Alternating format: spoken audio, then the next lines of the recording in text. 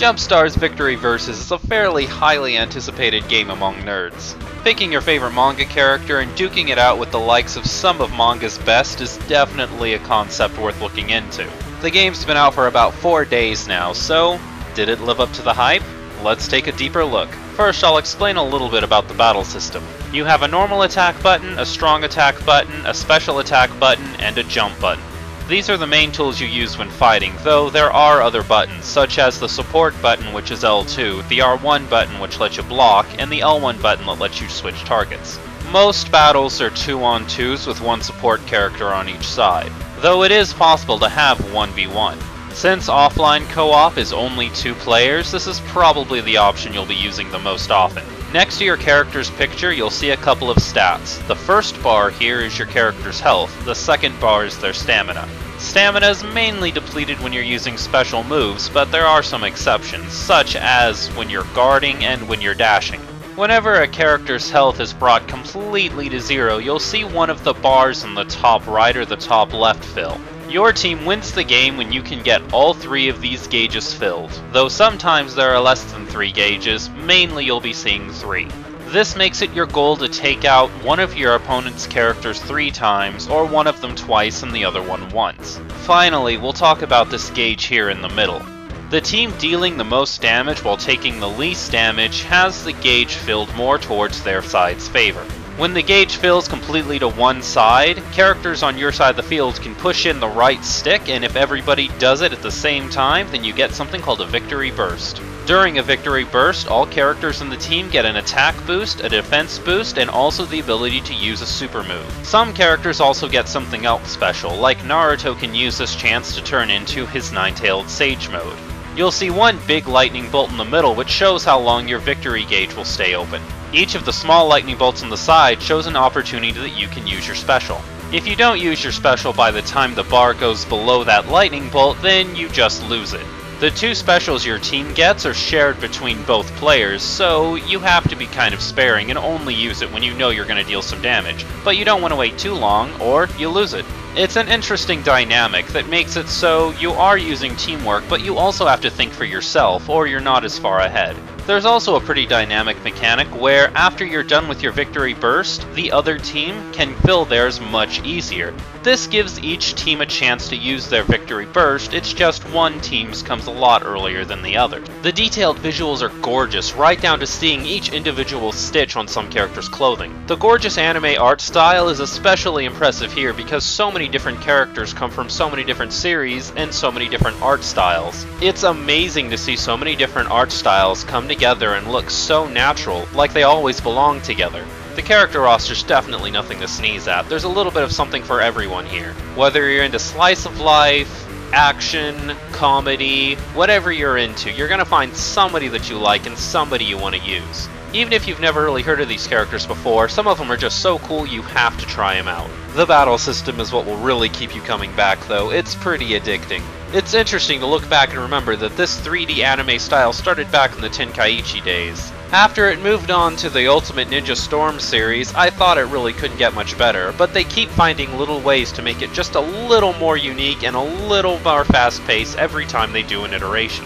Beginners and casuals will have a really easy time picking it up. It's really as simple as just using the square button to do your normal basic attack strings and triangle to break guards. This gives every character basics to fall back on and makes every character viable, but don't be fooled, every character is still very unique. When you get more into the competitive side of things, mashing the square button's just not going to cut it. You need to learn what your character's specials do, what their guard breaks do, and exactly how you can string together all of your moves to deal the most damage possible.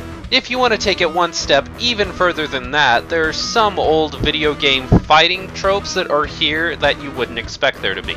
Attack cancels, footsies, frame traps, all of that's here, even though you wouldn't expect it to be in a 3D game like this. This really lets you choose how far you want to take your mastery of the game, and no matter what level you're playing at, you're gonna have a good time. Characters aren't the only things that are beautiful, the stages are absolutely breathtaking. Most 3D games like the Ninja Storm series, the backdrop just serves as kind of a colorful place where you fight, but these feel like you're fighting in the middle of real living, breathing worlds. They could have pretty much just left it all blank, but the fact that they put this much time and effort and detail into it just shows how much they really enjoyed making this game. Speaking of stages, the stages you fight on also add a lot of depth to the game, which isn't something you see normally in fighting games. Let me give you a quick example. Let's say Sasuke and Goku are fighting in the village hidden in the leaves. Sasuke, being his ninja self, decides that instead of taking Goku head on, he's going to go on top of this building here and get him from the high grounds. Goku actually has a lot of options on how he wants to approach this situation. In this first scenario, Goku finds him, locks onto him, and then decides to take the fight up there.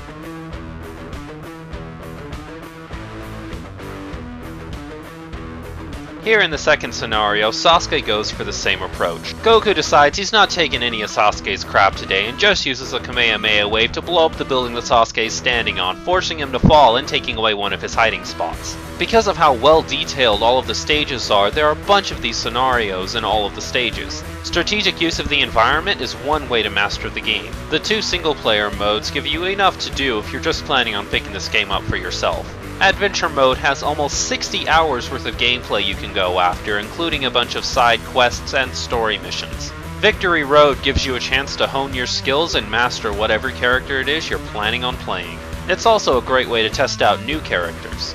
I know one question that's probably on everybody's mind is, how is the online multiplayer? I'm happy to report that the online multiplayer is decent. Of the 10 games I played, I think only 2 of them were noticeably laggy, and the other 8 were pretty good.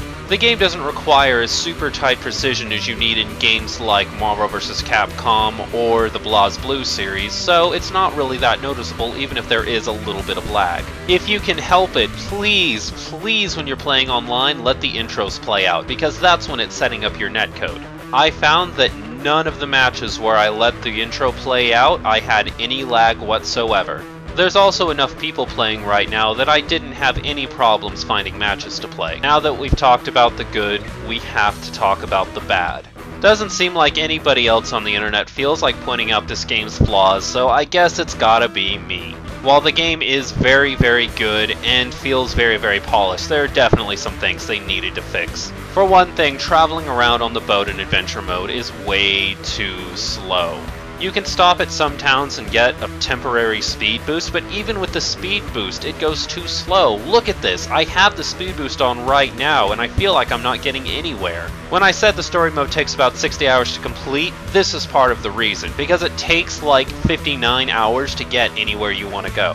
When the screen fills up with about 15 bonus missions, oh, this is such a pain. I don't know why they thought this was a good idea. Also, there are 4 arcs to the story mode, and when I saw that, I thought maybe it would be like beginning, middle, near the end, and then end, because they all have different names, like the Dynamic arc, the Hope arc, so on and so forth. But it's not. Every one of the story modes is pretty much exactly the same, but with different dialogue and different main characters. This is another way the game feels artificially padded. They could have easily just made the entire story mode one of the arcs with all of the characters, and it wouldn't have changed anything. Another gripe I have is there's no training mode. Why? Why couldn't we have had a training mode?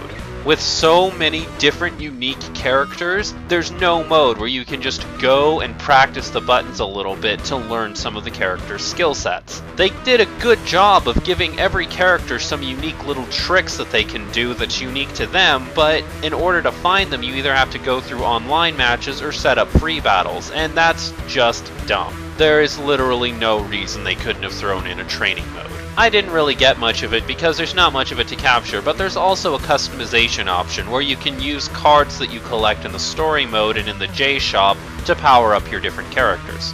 While that's pretty cool in theory, I found that customization didn't really do anything. It doesn't really change the stats enough to make any kind of noticeable difference. Most players who play online play without any of the stats to begin with, so the stats are only used when you're fighting your friends and when playing in the normal one-player missions. But in the one-player missions, it doesn't make much of a difference. When you're fighting against your friends, I guess it's kind of cool, but it feels like it could have very well just never have been there and nobody would have noticed or missed it at all.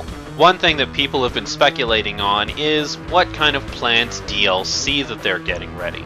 Like, is there going to be more downloadable characters, more costumes, all stuff that we could buy for a few yen on the Japanese PlayStation Store. When asked, the lead designer of Namco Bandai told us that there actually wasn't any planned DLC for this game. Well, I guess that's not 100% true. He said there's not going to be any paid DLC, so it could mean that they were getting some DLC for free, but it also could mean that there's just not going to be any DLC at all.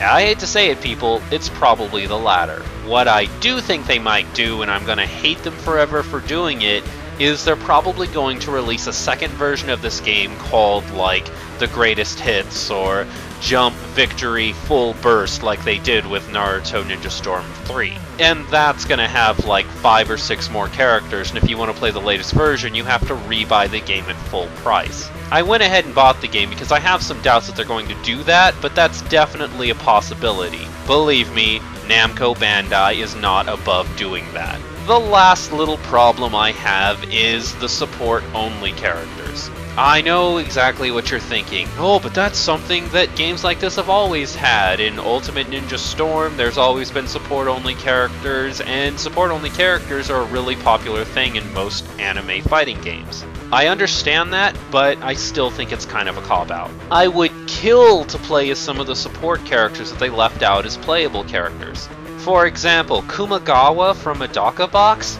Oh, I would pay like $15 to download that character as a playable character. I love the idea of him being in the game, but I want to play as him. I want to play as a lot of these characters. Or Nero from the Majin Tante series. He was in the last Jump Stars game, so he has a pretty good moveset that they could have used.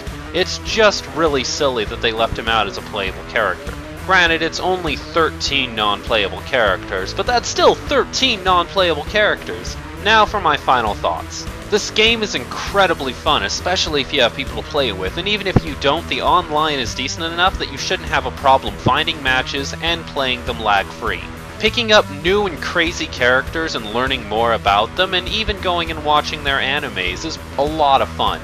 Each character, after you master them and learn all of their tricks, feels unique, and there's a lot of interesting things about each character that make them so completely different than playing other characters. The stages are all beautiful, there's a lot to do in the single-player campaign and in Victory Road, and it's just an overall good game.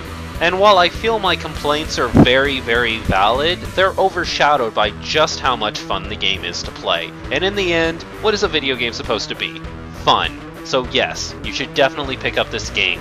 The characters are also really easy to unlock, so if you don't want to pick up this game because you don't want to go through the tedium of unlocking all the characters so you and your friends can play together, don't even worry about it. I had all of the characters unlocked within a couple of hours. If you do decide to pick this game up, I'll leave my PSN in the description. Feel free to come test your skills against me online, or even team up with me to take on some ranked. Did you enjoy this review? Then please leave me a like to show your appreciation.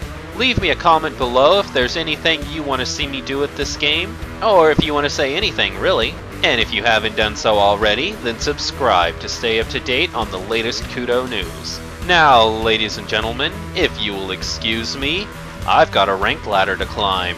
Catch you later, YouTube.